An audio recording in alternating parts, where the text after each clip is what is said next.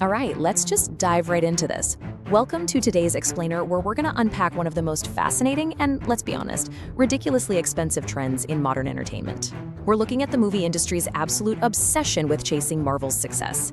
Ever since the Marvel Cinematic Universe proved just how insanely lucrative a shared universe could be, every major studio has been rushing to replicate that magic. But as we'll see, trying to force a cinematic universe can lead to some truly spectacular disasters. So I gotta ask you right out of the gate, why did Hollywood's biggest attempts to copy Marvel fail so spectacularly? I mean, an interconnected universe looks like the absolute ultimate goldmine on paper, right? But here's the thing. If the foundation isn't there, the whole thing just completely collapses. Before a studio even dreams of a cinematic universe, there's one simple rule they always seem to forget. The movies that need to be made, the visuals that need to be made, they actually need to be good. If that core movie isn't solid, the whole shebang is doomed. So here's our roadmap for today. We're gonna break this down into 5 big Hollywood blunders.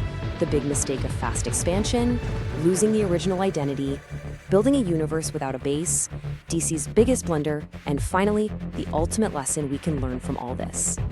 We are putting 10 once promising franchises under the microscope today. We're talking everything from Fox's X-Men and Universal's Dark Universe to Sony's Spider-Man villains. These were major IPs with massive budgets that are now, well, either completely canceled or just desperately trying to reboot. All right, let's kick things off with number 1, the big mistake of fast expansion. We're going to be looking at X-Men, Kingsman, and Valiant. Let's start with the X-Men. Now, back in the early 2000s, X-Men actually earned our trust, right? Grounded storytelling, serious themes about discrimination. But then Fox realized they could have a massive cinematic universe and just kind of forced solo origin movies for every popular mutant. X-Men Origins Wolverine focused so much on setting up future movies that it totally forgot to tell its own story. And man, it completely ruined Deadpool's character in the process. Then they tried to fix it with the first-class soft reboot, but that just created this massive, messy, contradictory timeline. Characters were dying, coming back to life, time traveling, until we, the audience, just couldn't stay emotionally invested anymore. And honestly, this perfectly illustrates a really similar problem with Kingsman. Remember that first Kingsman movie? It was an absolute surprise hit. A self-aware, incredibly stylish, grounded spy thriller. It was a complete story. But instead of just giving us a solid trilogy, the studio rushed to expand with spin-offs and prequels. They traded those awesome grounded roots for this messy, over-exaggerated parody tone. The characters basically became caricatures, the timeline got super confusing, and the latest entry was just a flop. Now, the future of this whole universe is totally unclear. Then there's the Valiant universe, and this one is actually genuinely tragic, because in the comic book world, Valiant has a perfectly interconnected, mature universe. It is literally tailor-made for an MCU-style hit. But the execution? Totally directionless.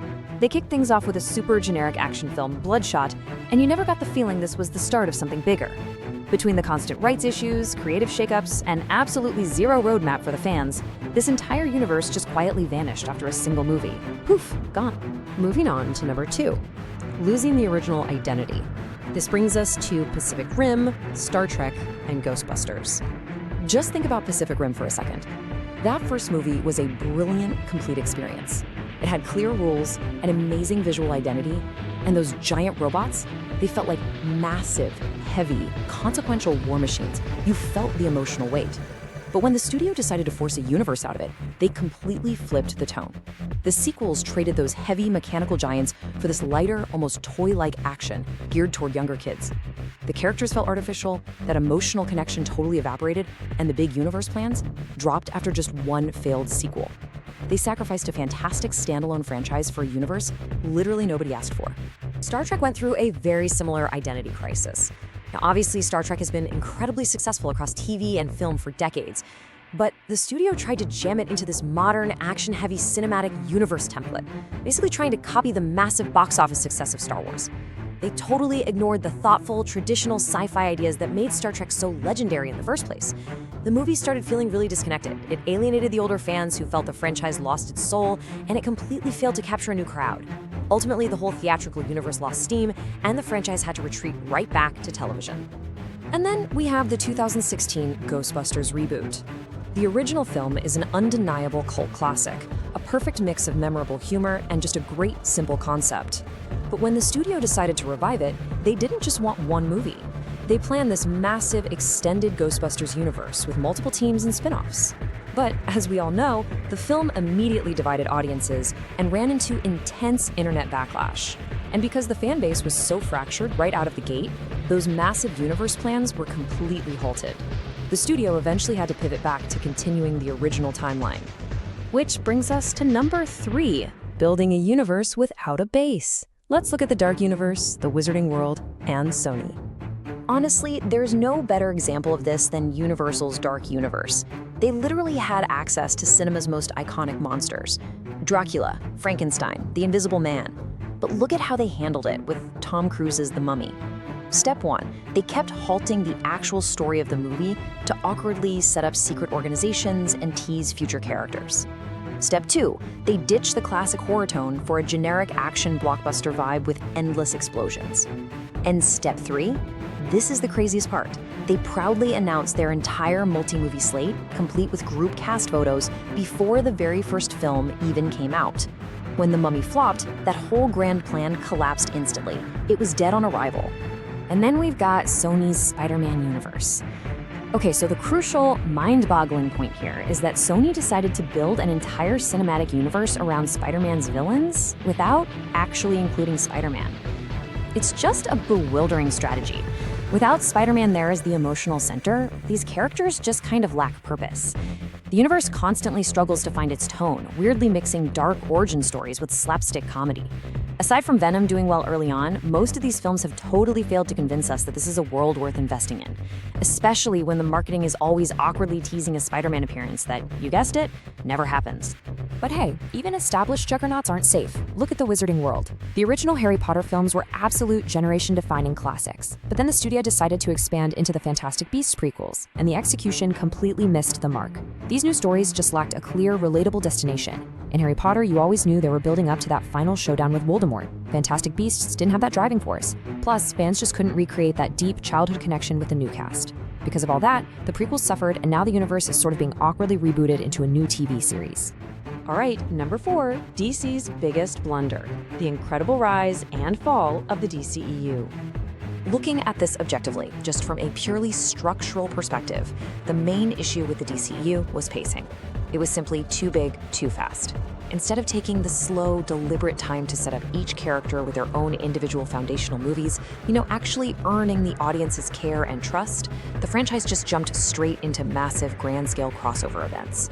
They completely skipped the groundwork and rushed for the big payoff, which ultimately made those massive team-ups feel totally unearned. And that leads right into the second major issue: absolute tonal whiplash. The DCEU started out with Zack Snyder's very specific, dark and serious vision, but the second the studio saw Marvel making billions, they demanded a shift. They started interfering, literally forcing Marvel-style humor and lightheartedness into a world that was absolutely not built for it. So you had this constant, awkward tug-of-war between a dark, gritty tone and mandated slapstick comedy, leaving the whole franchise completely directionless. A cinematic universe just cannot survive if it doesn't even know what genre it's trying to be. Finally, we arrive at number 5. Is every universe necessary? Let's talk about the ultimate lesson here. It really all boils down to this one idea. Cinematic universes aren't made by announcing them. It's a relationship.